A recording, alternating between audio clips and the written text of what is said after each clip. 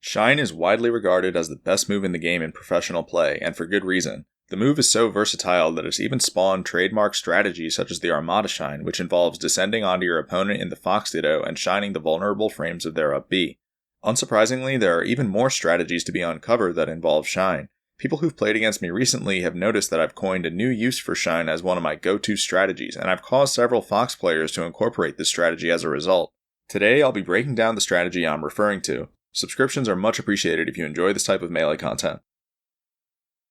The goal of the strategy I'll be showing you is to gimp your opponent at extremely low percent through the use of several shines in a row. These shines target weak points that are rarely talked about as they involve obscure animation states. As melee continues to evolve, recognizing the weak points I'm referring to will be essential. The first weak point to know about is an animation called Missfoot. Missfoot is an animation that occurs when a character slides off the end of the stage, which will happen after being shined by Fox. Missfoot is a vulnerable animation from which nothing can be input other than fastfall and aerial drift. As the player in Missfoot, you'll want to fastfall on the third off-stage frame, which is the earliest the game lets you. However, this still leaves Fox with a weak point to exploit. This is because even with a frame 3 fastfall, every character will spend some time in midair before grabbing the ledge. This lets Fox place his opponent in an edgeguard situation by hitting them with a dash JC shine that they can't avoid.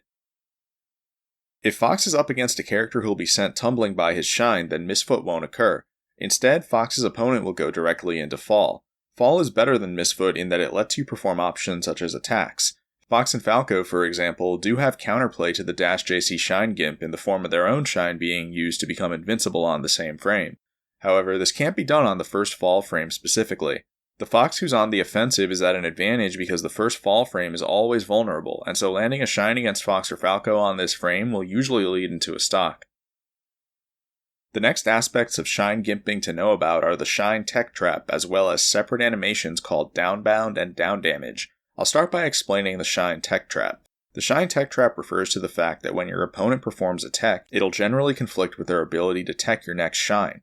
This means that you can count on your shine being untechable. From there, characters who tumble from shine will enter DownBound, which is a knockdown animation that lasts 26 frames. What's significant is that if you then dash JC shine your opponent from DownBound, they'll enter an animation called DownDamage. DownDamage is a 13-frame animation that the game uses to check for a jab reset. For example, if DownDamage occurs in the middle of the stage, then it'll be followed by a get-up. However, putting your opponent in DownDamage with a shine serves a special purpose near the end of the stage, which is that the ledge can't be grabbed from DownDamage. When the tech trap I showed you earlier is factored in, your opponent ends up being extremely vulnerable from the moment they tech in roughly this spot. From here, Fox can perform an untechable shine followed by a dash JC shine that doesn't allow his opponent to grab the ledge. This creates an easy edgeguard situation. Naturally, the defender will want to evade the tech trap I just showed you.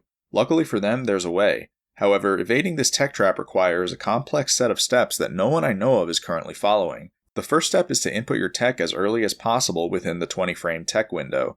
For example, if you're descending from an up throw, then it's best to input a tech 19 frames before you land. From there, you'll incur 20 intangible frames upon landing. This leaves you with exactly one vulnerable frame before you can input a tech again. You might be wondering what happens when you're hit on this vulnerable frame. If Fox shines you on this exact frame, then things will get interesting. Only the last frame of hit lag allows you to input a tech, and so by shining you on frame 40, Fox removes your ability to input a tech before you're hit.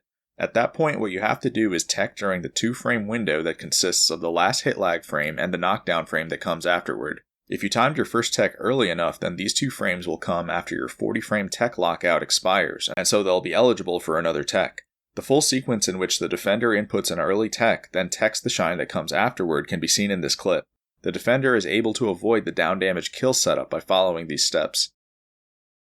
If you fail to avoid the tech trap, there's still hope against the DownDamage kill setup itself.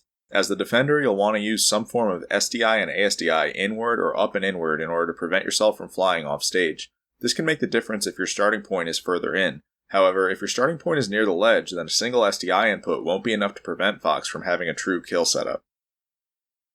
The last kill setup I'll be covering in this video is Shine Wavedash Jab. Shine Wavedash Jab has plenty of merit because Jab is the fastest hitbox Fox can put out that has worthwhile range. If you shine your opponent when they're close to the edge, for example, there's a sweet spot where you won't have time to dash JC shine them before they can grab the ledge, but you will have time to jab them. This makes Jab useful for denying ledge grabs as well. The options we've gone over in this video provide Fox with huge amounts of Gimp potential. These are all valuable options in the endgame Fox metagame. The way to escape tech trap that we went over can't be overlooked either, as these Gimp methods are oppressive otherwise. In my next video, I'll be covering yet another Shine-related strategy I've devised recently that works for both Fox and Falco. That video will be a must for Spacies players to check out, so I'll see you then.